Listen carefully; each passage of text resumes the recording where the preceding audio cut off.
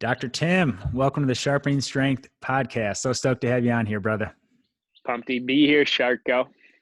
Cool, man. I want to kick things off today for those that aren't familiar with you by having you just give listeners an overview of your story, both personally and professionally. Yeah, I'm a chiropractor now. I grew up in Wisconsin, ended up going to college and playing football with Dave. So me and Dave go back pretty far, lived together in college. And then as we were both getting done with professional school, we ended up living together again for a couple of months. I was kind of thinking about that the other day. But now I'm a chiropractor. I practice in Columbia, South Carolina, and fitness has always been a part of my life, and chiropractic kind of fit right in with that. So both my passions kind of fit well together, and now I get to share them with a lot of people. Yeah, and why don't you talk a little bit too about your your fitness, how that maybe evolved over through, because we played football together in college, how fitness evolved, either if that transition happened during football or after playing football, and how the fitness and health focus switched from more athletic performance to overall health. Yeah, I was thinking about this. Like my entire life, all through college, I identified myself as a football player. So whenever I was training, I was always thinking about getting better at football. And then all of a sudden, football ends. And then I had my passion and my purpose, and it was chiropractic. But so my training kind of shifted though. My training went from trying to get in shape to be as good of a football player as I could be to trying to make myself the best person that I could be. So my training, rather than trying to be strong or fast or agile, just changed into how can I be as healthy and vibrant as possible. So that was kind of the transition. I would say it didn't happen immediately right away. It was maybe as I got to chiropractic school, I kind of found this purpose, and I found this mantra for myself that every day is game day. So I wanted to prepare every single, because you never know like when the day is going to be that you come into contact with the person that needs you to be on. So that's kind of how I shifted my training. And what's training looking like these days now? Good. Yeah. So I train every single day in the morning for usually it's about 10, maybe 15 minutes. And I go hard. I hardly take any type of rest. It's usually some type of weights or body movement. That's usually 10 to 15 minutes.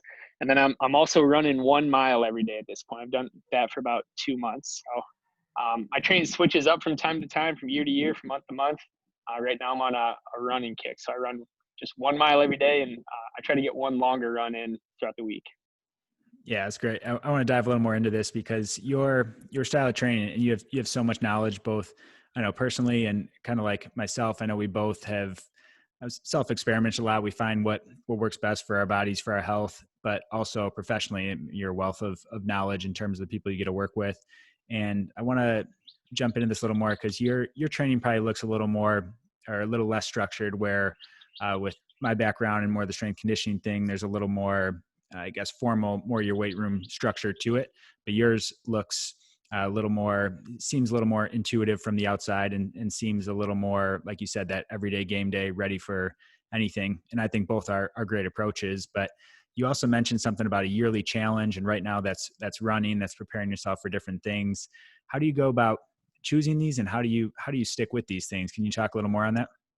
Yeah, I was thinking about this, and the way I choose them, I guess, is something that gets you a little uneasy thinking about it. So running a mile at this point a couple months ago, I was like, man, I haven't ran in like a month. And I was just kind of dreading that next run. You ever get like, you should be doing it and you're just not. So I'm like, all right, well, I'm going to change that. So 2 years ago, I was training for a half Ironman triathlon, and I'm not a very good swimmer. I just like dead weight in the pool.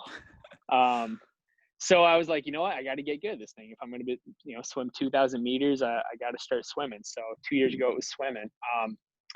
Last year, I chose burpees. It was a workout that is just not fun.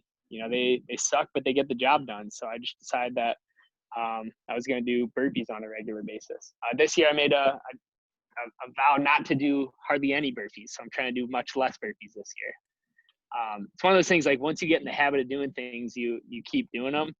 But it's also good to switch up habits and make sure you don't get in the rut of doing the same workout all the time. You'll only do burpees if you get challenged by someone, right? Exactly. Oh man. That was a good one. I've been loving your Saturday challenges. I hope those keep coming. Yeah, I'll keep them rolling for you. But no, I love that point, and we have a lot of things we potentially will get into today here. There's so much good stuff I want to get to, but the mental side of things is something that I really want to focus in on and hone in on because that's something that I definitely see sets you apart from and having trained together a lot personally, having seen what you've been able to accomplish in different numbers and feats and things you've been able to stick with is that's one of the bigger things missing from a lot of people's programs, a lot of people's trainings, myself included. That's something that I found I had really naturally when I played football. I wasn't always the most athletic, but I would give 110% on sprints and workouts and vowed to always finish as close as physically possible in sprints and conditioning and those things. But I found that waning a little bit after being done with football. And I found a hard time being able to hang on to that, which is why, similar to you, I set a goal that made me quite uneasy this year of a sub 25K as someone who's not really a runner, but I'm still having a hard time getting back to that mental that switch that you just seem to have. And I want to talk a little more on how do you train the mental side of things because it's not as easy as just saying like okay I'm gonna flip this switch, but how over the past years and then kind of big picture also and then the micro of day to day how do you train and how do you foster that? Yeah, you nailed it. Growing up, competition was always easy because on a team, you're fighting for the starting spot, or if you got the starting spot, you're thinking about the other teams in the conference and trying to take them down. So competition is natural when you're on a team, and then you don't have that anymore, and a lot of times you end up only being able to compete with yourself. Um, I think one thing that's helped me though is to continue to find, you know, to recognize when you have the opportunity to compete with someone else and to take advantage of it.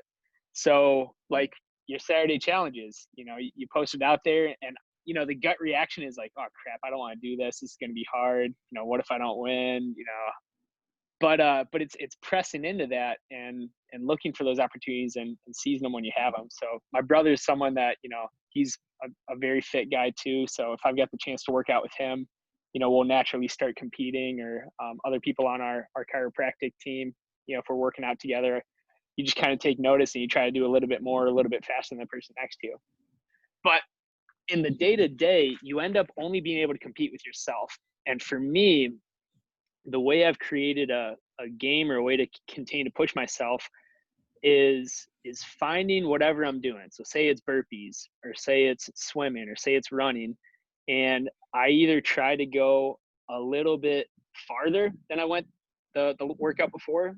So say last workout I did 20 reps, this time I'm going to do 21, or I go a little bit faster. So hey, I know my pace last time was 3 minutes. I'm going to try to beat that by a second or two. So a big thing is keeping score and keeping track. And I used to think that guys in the weight room with the notebook, I used to think that was so lame. I was like, just work hard, get a good workout in, and you'll keep getting stronger. But it's keeping score and knowing where you're at that allows you to be able to compete with yourself. I absolutely love that. I think that's so true because the group setting, I have no problem doing it. But when we get into, and I know a lot of people, it's the day to day, it's like, oh, I know this says this many reps, but I don't really want to do that. Or I'm going to tweak around this thing that I'm not really looking forward to. And even if you're completing the reps as maybe prescribed in your program, there's a difference between competing that with the intensity it should be. And that's not always balls to the wall, but that can be that.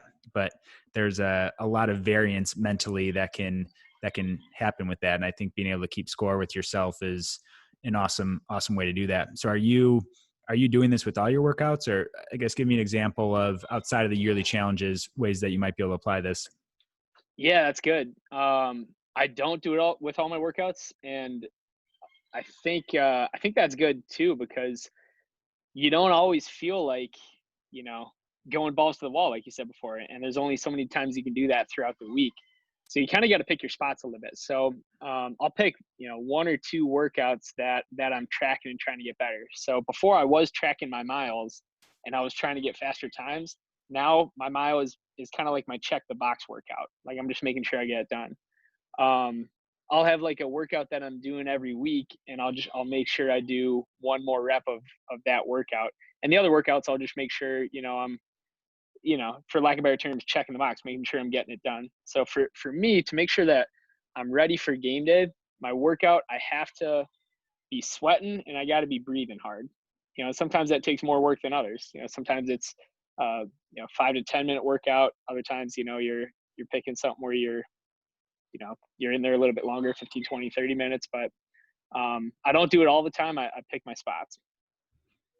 That's a great point too. I think it's easy from the outside to assume that when see someone with your focus and work ethic to assume that it's always being pushed, but there is some picking and choosing with some of that, I'm sure, and knowing when to do that. Is that something that comes intuitively of based on when you're how your body's feeling, doing check-ins, or is that more of just a natural flow throughout the week?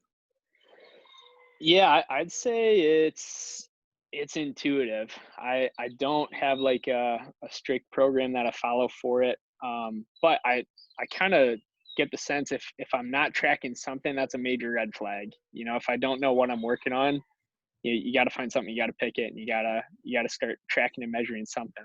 It's hard to manage what you don't measure. So you want to make sure that you're something that's important to you. You want to be managing it well. So fitness is important to you. You gotta make sure you got something to measure. Yeah, I think the fitness side is easy to focus on and easy to track, but I'd love to hear any other areas of your life that you apply some of these same principles to, because I know you're passionate about a lot of things. And how do you achieve that same mental switch in some of those other areas? Yeah, professionally, same thing. You got to know your numbers and you got to keep score. And for me, professionally, it's when your profession and your purpose are tied into one. Um, again, it's something that you want to manage well, so it has to be measured. So, how many people are we serving? How many times are we getting out in the community? How effective are we with that? How much impact are we trying to make online? You got to keep scoring those things, and when you see the numbers not going the way that you want to, you gotta. That's the only way you can make a change or know when to make a change is if you're tracking it. So there's plenty of different things that we track in the clinic and professionally, um, and you can do that with anything that's important to you. You need relationship. You can track you know how many dates you're going on, or how often you're doing something special for the person that you love and care about. Things that are important to you got to be measured, got to be managed well. Hmm. Yeah, it's so great. Do you wanna elaborate a little on after what the wheel of life, or things that you use to evaluate that? Because I know that's something that you introduced me to that I know is a great concept that I think listeners would benefit from hearing a little more on. Yeah. Oh, I love it. So the wheel of life is a game changer. Because sometimes, you can feel in a place where you're like, you know what? I know I'm not getting everything out of life, but I can't really pinpoint it. And a great way is just to, it's very subjective, but you're just checking in with yourself. So if you're listening to this or you're watching this, there's 6 areas of your life that you can really check in and measure. It's your fitness, your professional life, your finances, your spiritual life, your family, and your social life. So I won't run through those again because I'm not really sure what order I got them in, but go back and rewind and 15-second back if you need to on the podcast button. But write those down and then give yourself a grade 0 to 10. Actually, you got to draw a circle and you put 6 spokes on the circle, and then 0 to 10 on those spokes out to the end of the circle. So more or less, if you're a 10, you're all the way at the edge of the circle. So say, fitness, you're a 9 or a 10, give yourself a 9 or a 10. But say, your social life, say you're not spending much time with your friends, maybe that's a 3 or a 4. And you go around your wheel and you look at where the low number is, and boom, that's what you set a goal for. That's what you need to be measuring and managing. So, you might be doing great, in your finances, and you might be doing great in your spiritual life. Your family life might be great. And, say fitness is your low one, boom, you know exactly what you need to work on. So it's a pretty good, easy way to find what you need to be setting your goal and what you need to be measuring. I love the analogy. I think it's something that people would absolutely benefit from going through if you reach out to one of us if you guys need a little more clarification on how that looks. But getting the score on it and knowing where those low numbers are is the important part to know what needs to get addressed. But a follow up on that though is the goal, because the goal is not perfection. I don't believe we can strive for it, but is the goal balance and bringing up those low areas? Because as you focus more on one thing, other things have to, in theory, sacrifice a little bit. So what's your approach to in that specific analogy of the wheel of life? What are you striving for in that? That's good. So that is something I want to address too, though, because a lot of times we can have a mindset that we can't have it all. In reality, you can. Now, I 100% agree with you, though, that perfection is not attainable. Um, the moment that you start giving yourself a 10 somewhere, you the only place you can go is down. So, um, whenever you're grading yourself, I don't know. I never give myself a 10 because, like, what, you can't get any better. So, but yeah, the key is to recognize those spots that you do have higher numbers. Recognize that you have habits in place that have gotten you there. You've got certain things that you just automatically do that have been working well for you. And for me, life is all about the habits that you create are going to create your destiny. So the areas that you're low on your wheel, you got to recognize that you don't have habits in place yet that'll bring that up. Now, when you create new habits, you don't necessarily want to let your old habits slip away. So, is the goal to get balance? Yeah, the goal is balance. And recognizing that yes, if you are spending more time and energy and effort in one area, some of that attention might backslide in some of the other areas. But if you have good habits in place, it shouldn't backslide too much. So is the starting point that you recommend for someone that scores low on an area to reevaluate the habits in that area? Definitely, yeah.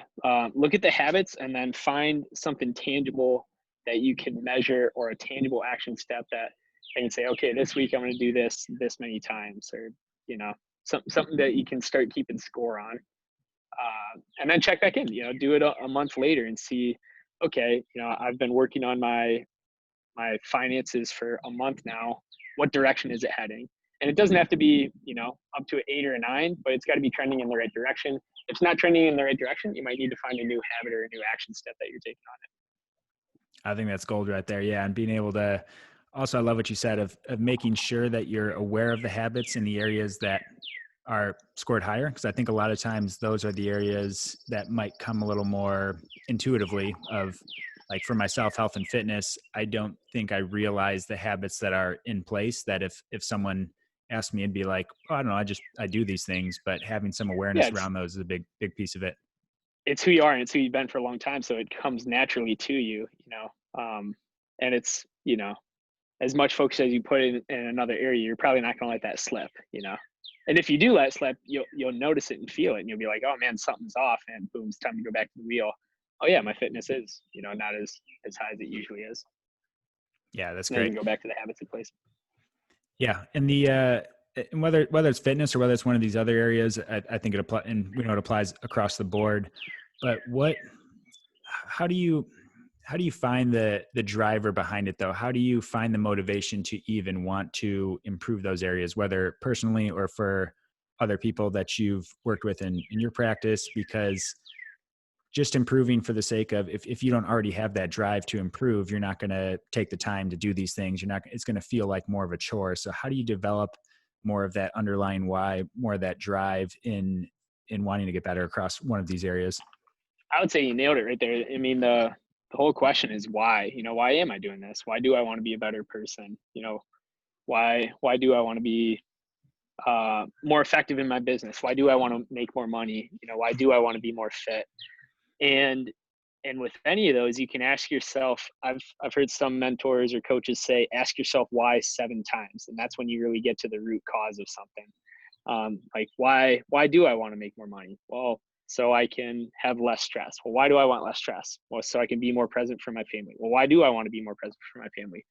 Because family's something that's always been important to me. So the more times you ask why somewhere, the deeper you can get to the reason you want to do something. You're right, because if you don't have a reason, it's a chore. You know, it's something that's not very meaningful. Yeah, I really like the way you put that because, and that's the same goal setting process we work with the clients we work with is really nailing down that why, and we use five in the process, but that's an arbitrary number. For some people, it Yeah, might take three. For some people, it might take 10 to get there. But people come in and they're like, oh, I want to achieve this level of fitness, or I want this in my business, or this and that. And if that's not anchored behind a strong why, when it starts to suck, when it starts to when 4 5 a.m. comes on the clock and you have to do another run or another swim, or depending on what you're training for, it gets a lot harder to push through if you don't have that anchored deep in and be aware of that regularly, reminding yourself regularly with that too. yeah, for sure. So, and I'll just let you know, like, my personal why for a lot of what I do, the reason I care for myself, the reason I eat well, the reason I get adjusted and care for my spine, and the reason I try to avoid toxins, and the reason I want to be a healthy, vibrant person is because I want to have an impact on people's lives. I want to positively lift up people and see them become their best selves. And some, like, a lot of times when I'm grinding through a workout and I want to quit or I want to slow down, I'll think about some people that are relying on me being my best, and I won't let them down, because sometimes it's easy to let yourself down and just kind of pack it in, go home early, but it's very rare that you're going to allow yourself to let someone else down. So, that's something that sometimes helps me take it to the next level through a workout, or, stick to an eating plan, or, something that I'm trying to do. That's powerful. Do you find thinking of others in those situations to be a stronger motivator than just letting, like, if you felt you let yourself down, do you find that to be even a stronger driver? Yeah, I think so. I guess it's always good to have a mirror when you're working out too. It's when you're getting tired and you look at yourself, sometimes, like, the thought of letting yourself down too is tough. So, um, if you don't have a mirror in your home gym, I highly recommend getting one, because you're right. Yeah, it's tough to look at yourself and say, I don't feel like it. Yeah, for sure. For a lot of reasons too. On arm day too, it's nice to have a mirror in there, I'm sure, right? Oh yeah, tell you what, recovery is a lot easier when you're staring at the gun show. Right, right. That's so great. Speaking of recovery, I know you take this very seriously, and you're uh, very good about optimizing across different levels. Where I know a lot of people work with come to work with us, and maybe they're really strong, or maybe they're really mobile, or maybe they eat really well, but rarely do people stack those things on top of recovering and managing stress and managing sleep and doing those things. So can you talk a little more about just your personally first, your general kind of maintenance recovery routine that you take to make sure that you're performing optimally? For sure. So a lot of it is what you're doing before you work out, to make sure that your body's prepped to perform well. A lot of it's after the workout, and a lot of it's what you're doing throughout the day. So, when you look at recovery, it it goes into a lot of phases. Obviously, it's what you're eating, it's what you're putting in your body, it's how much rest you're getting. But I'd say the biggest thing when it comes to recovery that a lot of people miss is they miss caring for their nervous system. You look at the way that your body heals and repairs tissue is through your nervous system. If I were to cut the nerves that led out to your bicep, it would immediately atrophy, and it wouldn't get any stronger. Like, it never, you probably wouldn't be able to move it, first of all, but, like, say you did move it, it wouldn't be able to heal and recover. So, and I look at this and I think back, and you probably got a couple of these, but my freshman year of high school, I got a stinger once. And, stinger, aka, pinch nerve in your neck. And immediately I had, like, half the strength in my left arm that I did my right arm. And it took a long time to get back. And it didn't matter how much I worked out. I would do I would just work out and work out and work out, hoping the strength would come back. And it it never really quite got as strong as my other side because the nerve supply wasn't there. So why do I say this? Why do I bring it up? The most important thing I've found for myself for recovery is I take excellent care of the position and the motion of my spine, and I try to put my nervous system at as much ease as possible before I work out, after I work out, right when I wake up, right when I go to bed. And I found for me that makes all the difference. Like, I wouldn't say I train more or harder than most people, but I think I get the most or close to the most out of my workouts. So I do feel like I recover really well. And yeah, I really don't feel a whole lot of stiffness, soreness, achiness when I'm working out. Sometimes when you hit one body part you haven't in a long time, you'll get some, your body will let you know. But for the most part, stiff joints, achy joints, it's not something I get a whole lot of. Can you elaborate a little more on that? And I'm guessing first step, if you haven't seen a quality chiropractor, would be a first step. But what are some other even day to day strategies if you want to expand on both those areas a little more for when you mentioned keeping your spine and your nervous system in good health? Yeah, yeah, you nailed it. First, again, the only way you can manage it is to measure it, and the way to measure it is to look at it and see the position of your spine. So find a chiropractor, get an x-ray taken, and see where your spine's at. And it's inevitable, life throws your body out of whack. And it's not just guys like me and you playing football. It's the day-to-day posture, sitting at a desk, it's driving your car, it's looking down at your phone, it's all the above. um, Affect the position, but also the motion of your spine. Sometimes you'll have areas of your spine that haven't moved well in years. Something got shifted out of place and it's locked down and it's not moving well. And you can be doing all the yoga and you can be doing all the workouts and all the stretches, but if that segment or that area of your spine is not moving well, there are parts of your body that are having compromised nerve supply, and there are going to be parts of your spine that are breaking down and degenerating. So yeah, first step, get it measured, get it checked out, see the position, see the motion of your spine by a chiropractor. Now, daily maintenance, a good quality chiropractor is likely going to give you a program to keep your spine moving well on a daily basis. I wouldn't say all chiropractors do that, but if you're seeing someone and they haven't recommended that, ask them about it, or go find a different chiropractor.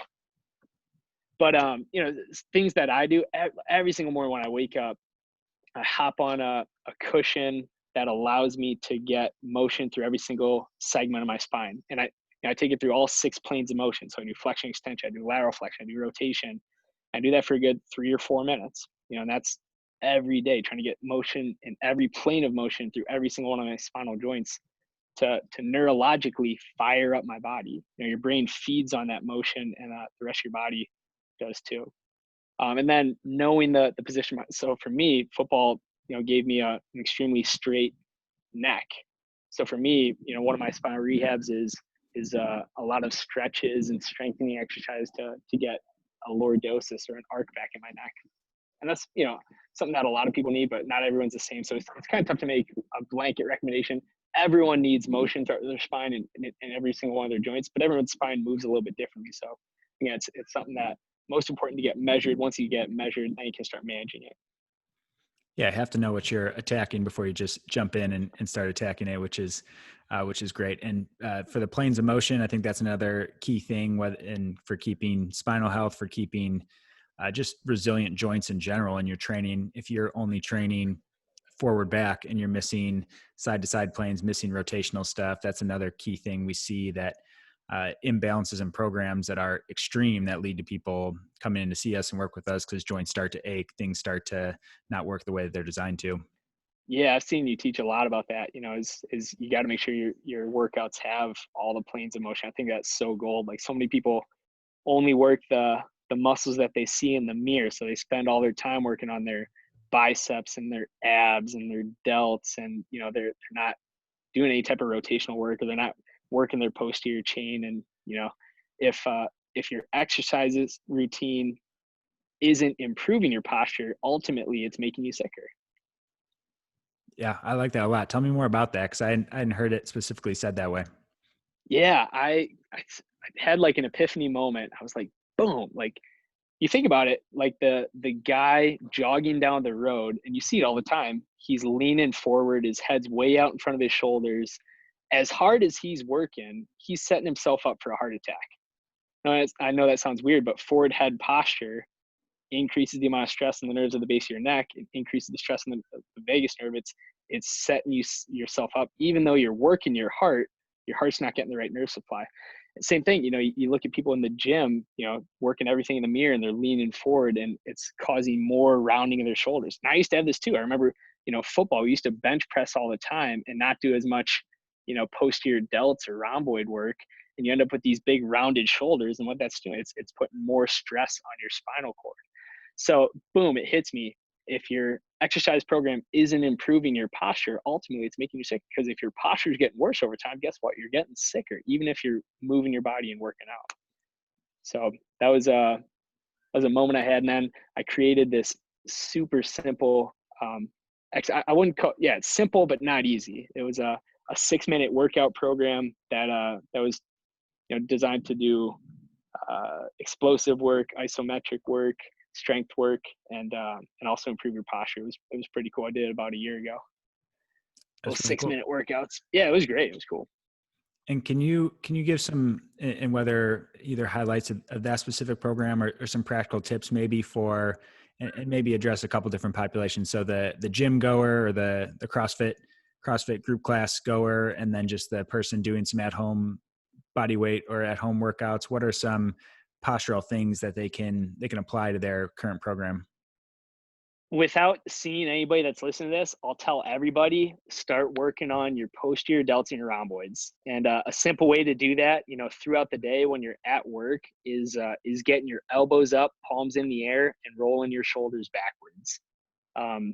Or like rolling your elbows backwards. Just work, like feeling that squeeze in between your shoulder blades, because it's inevitable. Life brings our shoulders forwards and rounds them. So the more you can be working the muscles in between your shoulder blades and the backside of your shoulder, the better. Another big one too for pretty much everybody is glutes and hams. The more you can be working your glutes and hams. Most people have very overdeveloped abdomens, because most of the time we're sitting down and in a crunch position. So the more we can be getting more of that lordosis in the low back, or that arch in the low back, working the glutes, working the hams. Most people need to be doing that. Yeah, and So I would say in general, you want to be working the muscles that you can't see in the mirror twice as often as the ones you see in the mirror. So say you're doing some chest press, hit 2 sets of rear flies, you know. yeah, I So you're think that, working the quads, hit 2 sets of hammies. yeah, good general rule of thumb there. I think for a lot of people, that's another common imbalance to see. And it's funny how I don't like to make generalizations, yet those things we're talking about, of a lot of posterior chain work, and those things just seem to magically clear up a lot of nagging injuries that most training programs set you up for over time, with a lot of benching, a lot of anterior chain type stuff.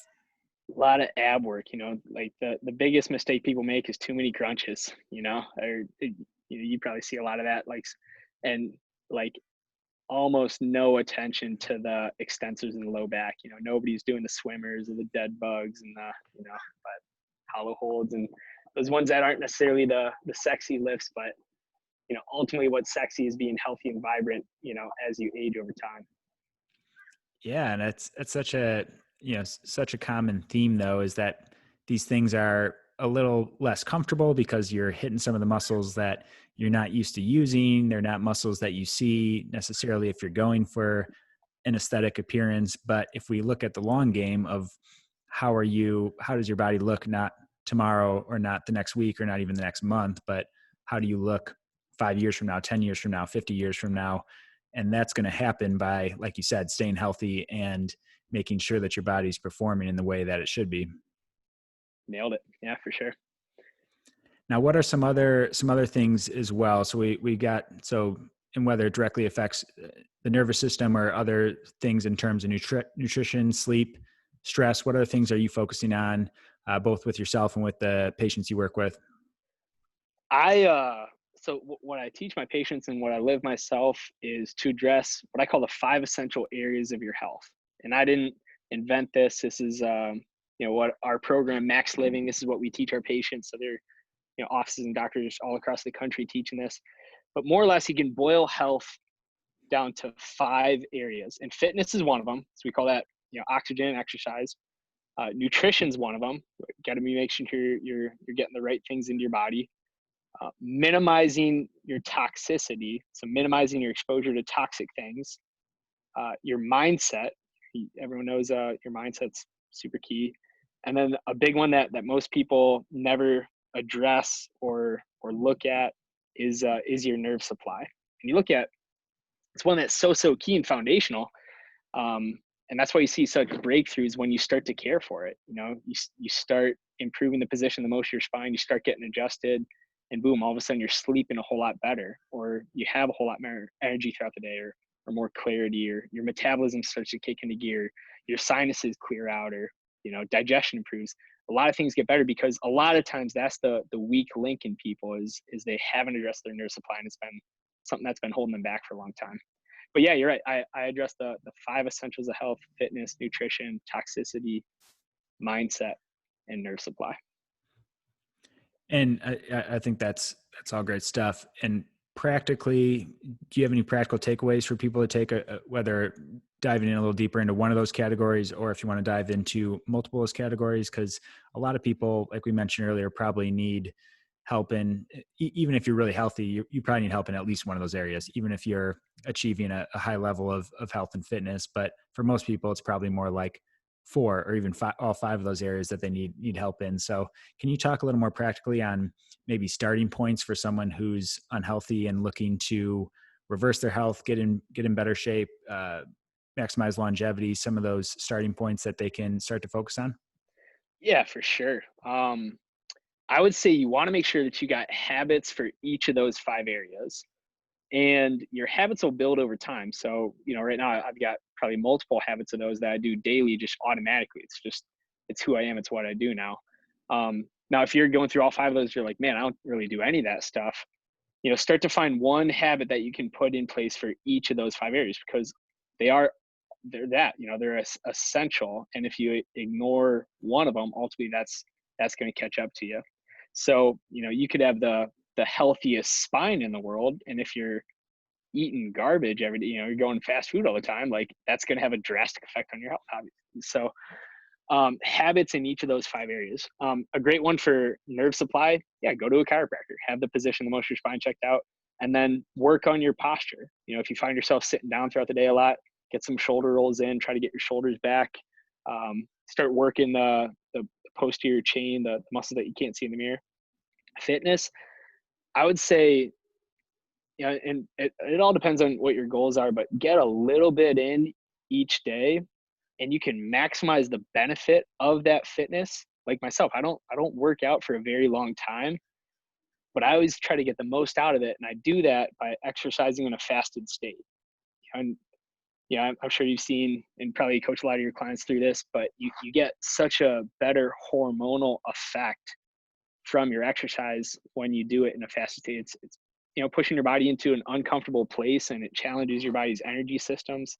So if you're only going to work out for 5 or 10 minutes a day, get the most out of it. Do it in a fasted state. Nutrition is a big one. Like, supplement with vitamin D if you're not already. Vitamin D's, in my opinion, probably one of the most deficient things in most people. That's an easy one to supplement, or get a high quality multivitamin. Um, stopping eating as much processed food if that's something that's in your routine. There are these things that are kind of common sense, but it's uh, still something that needs to be done. Mindset, starting the day in gratitude is a big one for me. And this is something that I got out of habit in for a while, and I've gotten back into the habit, and it just makes such a difference. And it's, finding things intentionally in the morning time that you love and you're grateful for just completely changes your outlook on the day. You attract what you focus on. So if you get your mind focused on things that you love about your life early in the day, boom, absolute game changer. You'll continue to attract more of them. So, and for me, like, just thinking about it isn't enough. Like, actually taking time and writing it down. There's something about putting pen to paper that gets your mind a little bit more focused on it. So writing it down. A lot of times I'm writing the same things. I'm writing my fiance, I'm writing Jesus, I'm writing my little baby girl, I'm writing my family, I'm writing my team that I work with, I'm writing chiropractic. And a lot of times I'm writing the same things, but when you remind yourself of how many amazing things that God has blessed us with, you find throughout the day, you find more of those. That's so great. For those that aren't in the habit of writing, getting pen to paper, and I think gratitude is a spot that should be in. I think our problems, that our anxieties, our worries that come up, something about getting those down on paper, our goals, getting those on paper. We know that the effect that has in terms of people achieving those things. That there's a lot of power to writing those things out. Versus our head can be a dangerous place where we bounce a lot of things around. Both it can be used for better, but can also be used for worse if we're not aware of those things. And getting that out on paper can uh, create a little more perspective around that.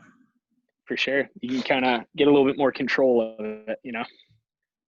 For sure, yeah. And in terms of in terms of the habit formation, are you so people you're working with, and I'm sure people are coming to you in a wide range. Some people fairly on the sick end of the spectrum, some people on the what would be at least perceived as the healthy end of the spectrum. And where are you starting people with habits? Is that individualized, or is that more? Is there something that people, no matter where they're starting at, can apply in terms of how to stack habits? Start with one habit. Do you try and change everything at once? Can you talk a little more on that? No, you nailed it. So obviously everyone's a little bit different, but you got to develop systems that apply to most people. So you're right. Majority of people that come in and see me, we start with the position of the motion of their spine, and clinically we address that with their adjustments. But then we teach them how to move their spine and how to stretch it on a regular basis, usually twice a day. And that's usually the first habit I start with. And I don't really like to go into nutrition and fitness and detoxing until that's a no-brainer automatic, because that's going to have the biggest impact in their life in the short term and the long term. And if I can get someone focused on the position and motion of their spine every day, they're going to have a different type of vibrancy, and they'll start to be able to build these other habits too.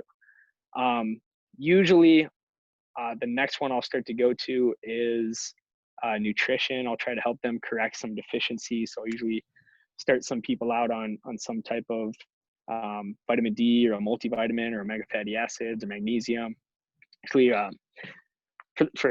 for most people, I'm doing combination of all those, so helping them to correct deficiencies, and then also checking in and giving them some solid nutritional, like, obviously everyone's different, everyone's goals are different, but there are nutritional principles that apply to majority of people. So I try to get them some good solid information there. But nutrition changes, and I'm sure you see this all the time, it's tough to make a complete overhaul. I try to help people, take it one meal at a time. Start with breakfast. Evaluate what's going into your body at the beginning of the day, and I try to encourage people start the day with a win.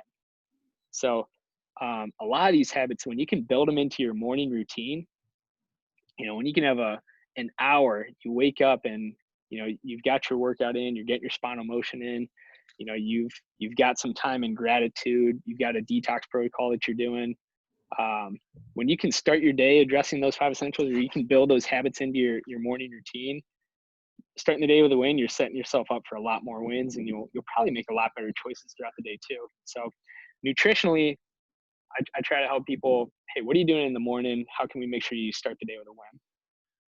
I love that. Starting the day with a win is a good, easy way for people to, again, gamify it a little bit, keep score, because those create more momentum across other areas. And for a lot of people, the mistakes we see time and time again are biting off more than they can chew. Of people want to get healthy and they get this initial rush of motivation, and they're like, I'm going to do this, and I'm throwing out everything in my house, and I'm going to buy weight equipment and join a gym and do all these things. And then it can crumble if they're not, if the mindset isn't there, if they're not approaching it in the right way. Yeah, if you take on too much and you start to pile up some losses, like you said, momentum is everything in life. But when you can start to get some positive momentum, that can really propel you forward, and you can continue to keep snowballing and picking up steam. What happens when momentum stops or starts to go backwards, though, for yourself, for people that you see? Because I agree, momentum is huge. We feel that in sports, we feel that in our own lives when things are going well and we can stack those things. But what happens when that starts to slide, or we experience a few losses, or it's not going the way that we want? We find ourselves either stalling or starting to backtrack. How do we reverse that? For me, sometimes you got to remind yourself of who you are and where you've been. And you got to look back and look at the scoreboard and recognize that you have got some wins in the past. Whoever you are, wherever you're at, you've made it a long way in life. There are things that you've overcome. There are things that you've persevered through, tough times that you've stuck it out when it would have been easy to give up. And yeah, you've made mistakes and you might be at a low spot. But when you're at a low spot, guess what? The only direction you're going is up. It just takes a conscious decision of looking back and remembering who you are and what you've done so far. I think can be a powerful way to build some momentum again. That's great. And being able to know that you can start with a win, no matter how small it seems. That's something that you can choose to start at any point, and picking something that might even seem ridiculously small to start, but getting that momentum starts with a small step like that. For sure, it's gold. Yeah, no, I love that.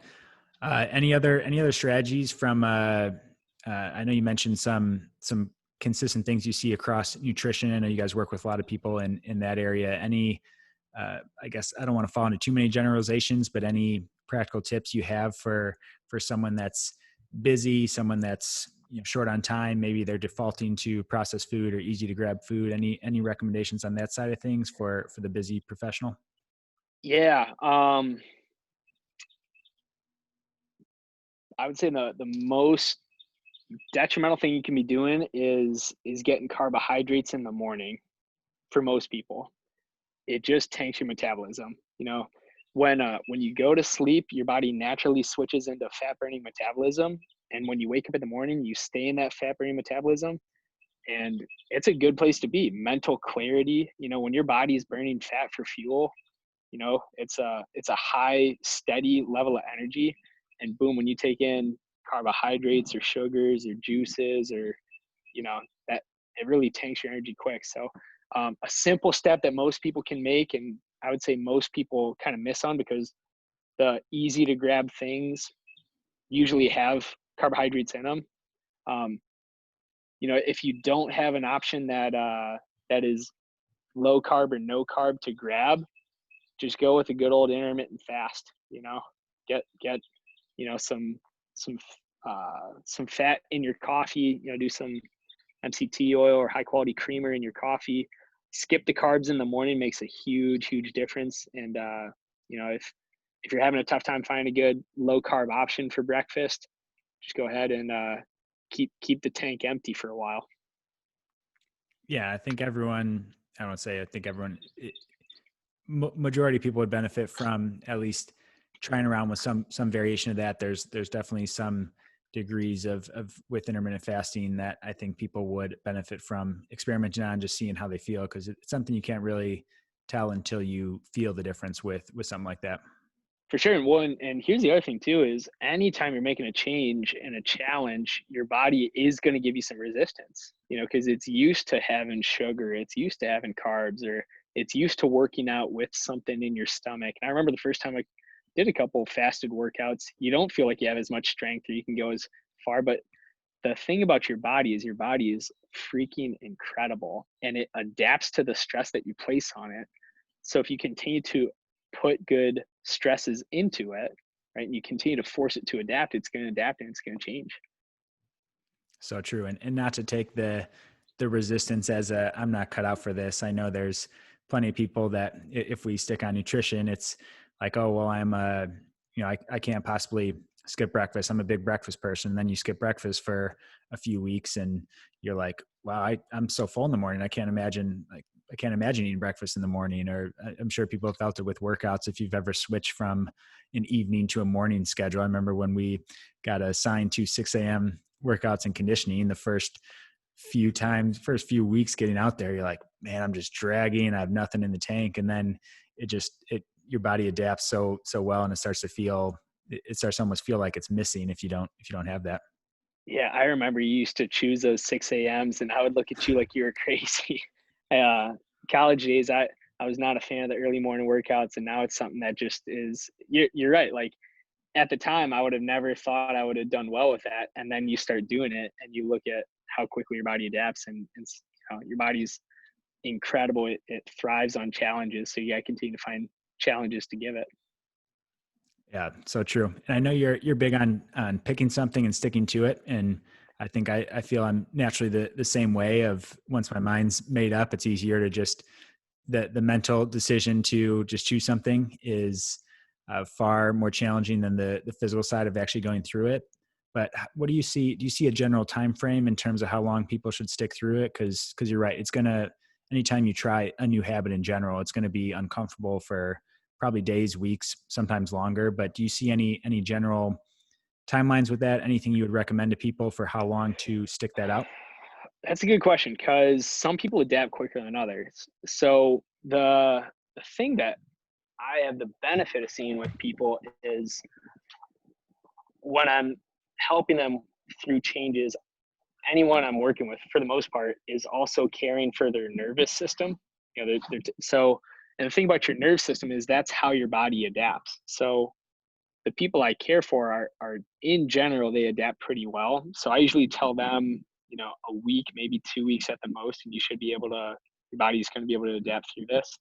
Um, and I guess I you know, don't give a whole lot of advice to people that don't care for their nervous system. So maybe nutritional changes, if you haven't started taking care of your spine, your nervous system yet, maybe give it 2 to 3 weeks. But 1 to 2 weeks, your body's pretty darn smart. It can kick into gear, and it'll start to adapt and change. And I usually see, like, you do it for a couple of days. You start to make some good quality nutrition changes, body kicks into gear, and boom, like sometimes you'll lose 3, 4, 5 pounds in a week making a simple nutritional change. And it's just your body shedding inflammation. Like so many people are eating so many inflammatory things, and their body's carrying so much extra inflammation, and you make a little change and it's able to get rid of that. Yeah, I remember first time I started to make some of those nutritional changes, I was in college, we were playing ball, and I went from 182 down to 171 in like a week or a week and a half. And we had camp coming up, and I'm like, I can't weigh in at 171. Like, I was freaking out, I don't know what to do. But I'd never been in better shape in my life. I was still as strong as ever. I just, I had shed a bunch of the inflammation. So I think I remember turning the 7 into an 8 on my sheet that the trainers are weighing you on or whatever. I didn't want coaches to see me at 171. It was lax enough. It was written in pencil, so we could get away with Yeah, tweaking a few exactly. things there. Right. That's so good. And exactly as I expected, we've gotten through, we've covered so much stuff. If you guys, I recommend listening to this again just to take some of the highlights away. But that can also be a little overwhelming for people that people are going to be listening to this at very different levels of people that are familiar with this stuff.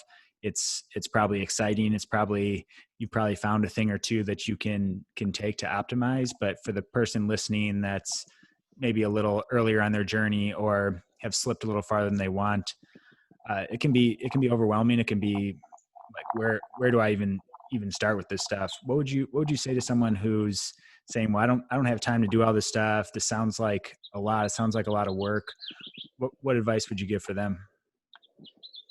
uh, Fire up Google, search a couple different chiropractic offices, find one. If you haven't had the position and the motion of your spine checked out, and you're trying to make any type of improvement in your health, and you haven't done that yet, that's foundational. Look at the position, look at the motion of your spine, get that checked out.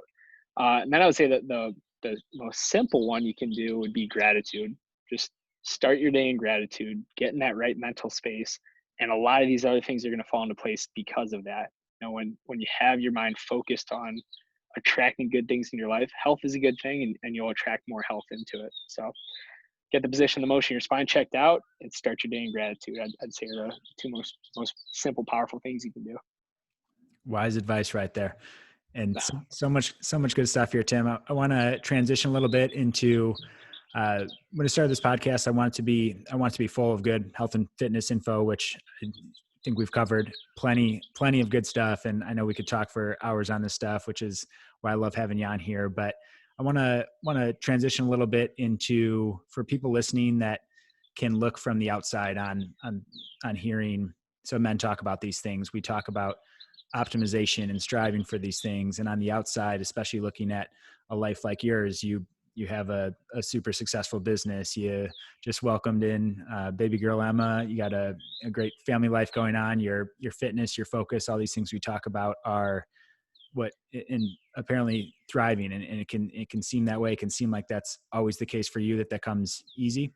And I know a lot of these things come from the habits that we've created, but at the same time, I think it can be harmful to think that we always have these things together. And I think you and I would both be some of the first to admit that our journeys have had just as many downs as we've had ups, and it hasn't been without its challenges. So if you could just be real with our listeners too, in terms of what's any specific, a challenge you face or something you're currently facing, something you're struggling with that our listeners could benefit from hearing a little more on, in terms of something that's been a catalyst for your growth as a man.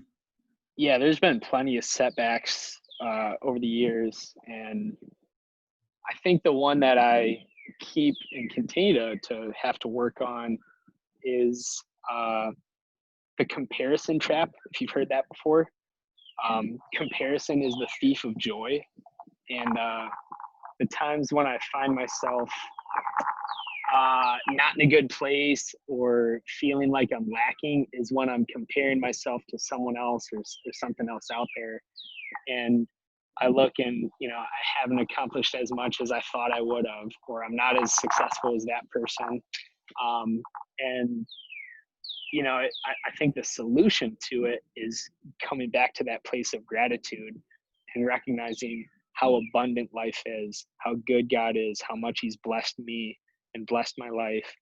And so I think that's a constant struggle, and I'm sure other people deal with it too. And maybe that's something encouraging, is the only thing that can rob you of your own gratification, your own joy, is is not thinking it's enough and measuring it, compared to someone else, or where you think you should be at. So be thankful and grateful for the abundant blessings that God's given you, and don't lose sight of those, and recognize that all things take time, and keep your mind focused in the right direction. Keep good people around you. Continue to keep score, and good things are going to continue to happen. Love that. Yeah. Goosebumps right there with some of that. And I know that's something I've struggled with. And I think for any achievers out there listening, I think it's great that we strive for these things, that we want to achieve more. We want to be better versions of ourselves so that we can better help others. And those are all great things. But if we make that the end goal of always just getting better, and then our comparison becomes, like you said, it's what do we compare better to? We can start to compare it to other people, what they're doing. Well, I'm not doing enough. I need to be doing more of this or this. And it's just not, it's not true. That the pictures we see of people on media and the brief conversations we get, even talking with friends and family, is not always a full picture of what's going on in their lives. And I think we have to keep that in mind and not get caught down those traps. Cause I think you nailed it. The times where I've been at lows in my life are when you're looking around and you're on social media and you're talking to friends, and it's like, man, I'm not doing enough. I'm falling short. I'm doing these things. But if we really reflect, and like you said earlier, you look at, I forget how you phrase it exactly, but knowing who you are and where you've been, I think is a awesome perspective to say, like, wow, look at all I have accomplished, even if it might not seem like much to us because we've gone through it firsthand. But if you are doing those strategies like pen to paper, like you talked about, and actually writing these things down and having regular practice around them can work wonders. And I appreciate you sharing that. Yeah, man. Yeah, sometimes, pardon my French, but sometimes you got to remember that you're a badass, and sometimes you got to remember that God's blessed you abundantly, and uh, yeah, I think more than anyone, I'm speaking to myself when I say that, but I'm sure there's a lot of people out there that need to hear that too. 100% agree. This has been awesome, Tim. And I want to give a summary here and kind of wrap things up. I wrote down about 15 things here as we were talking. I'm trying to keep it to three main takeaways, and there's too many things, but I'll do my best here. Some of the big things that I scored in terms of kind of highlighting what we talked about, and giving people some practical takeaways to take away after listening to this. And I think one of the first things, the recurring themes, is making sure you're keeping score and keeping track. So we have to measure it, whether it's our fitness, whether it's our finances, work, that wheel of life that Tim was mentioning earlier. Make sure you give that exercise a try. That's something that's super important, and gives us a scoreboard to know if we're even heading in the right direction. We can mistake activity for achievement and think that just because we're busy and working on things that we're making progress, but that's not always the case. Sometimes a smarter approach to it and a different approach to it is what's needed to break through that. Second thing, our habits create our destiny. I think this is awesome when you said that, and something that pops up time and time again, of when we identify what those areas are, making sure that we're forming habits around it, knowing what those habits are, because those are what's going to eventually change the number on that, going to change the outcome on that. If we're not focusing on those habits, then we can spin our wheels a little bit, and we'll limit how much we can really progress in those areas. And then last thing I circled, of set of many things, was starting the day with a win. I think that's an easy, actionable step of something that, when you can do that, that creates momentum. When we create momentum in one area, that carries over to other areas, and we can build on that in huge ways over time. I would say we overestimate what we can do in a year and underestimate what we can do in 10. And when we're consistently building momentum in across these different areas of our lives, we can create some huge change. So those were three of the many takeaways I had. Anything specifically you want to add here, Tim? No, man, when you say 10 years, I was thinking back 10 years ago to where you're at, and how much does happen in 10 years. And it's like a whole lifetime happens in 10 years. So yeah, I think just, keep your eyes up, recognize that you're in a good place, um, and keep heading towards a greater place. But Dave, man, I admire you so much. Got so fired up, been excited all week about this call, and it's exceeded my expectations, man. I always love chatting with you. Yeah, same on my end. And speaking of 10 years, so we have our closing question here that I want to get your perspective on. And so, hypothetical scenario, you're leaving your favorite coffee shop in town, and you bump into your younger self of 10 years ago. So 10 years younger, little Losby, and he's asking you for some life advice. You're heading to an super important meeting. You only have 60 seconds to talk with him before you have to run. And he's asking you for just your life advice, your wisdom. What are you saying to him? Man, I've been thinking about this one all week too. So I look at how the last 10 years have played out, and I love it. So I think I must have been in a decent place at the time, or maybe I wasn't. And I just ended up to, someone must have bumped into me and told me something good at some point. But what I know I wasn't doing 10 years ago that I wish I would have been, taking care of my spine and my nervous system. And I remember at 20 years old, I had been adjusted a few times. I'd felt the power of it, and I knew it was something I had to do and I should be doing. And I was just putting it off. I think about when I was 20, that was like, you know, it was just another year of damage that I did to my spine through football. It was another, year, yeah, I just, I feel like that could have, I wish I would have started doing it sooner, I guess is what I'm trying to say. So I would have told myself, you need to be going to see a chiropractor, go see one. Love it. And so, wrapping up, where can people find you if they want to get in contact with you, or either locally or otherwise? Where can people reach out to you? Facebook is a good one. So just find me. Tim Losby is my name. Shoot me a message, add me as a friend. I try to stay fairly active on there. I have a Instagram. I'm not super active on that. But yeah, Facebook's a good one. So great. Hey, this was absolute gold. I knew it would be, exceeded my expectations as well. So Tim, really appreciate you coming on, and thanks for sharing so much good knowledge and advice for the listeners out there. You bet, Shark. Go. Have a All good right, one, man. man. You too.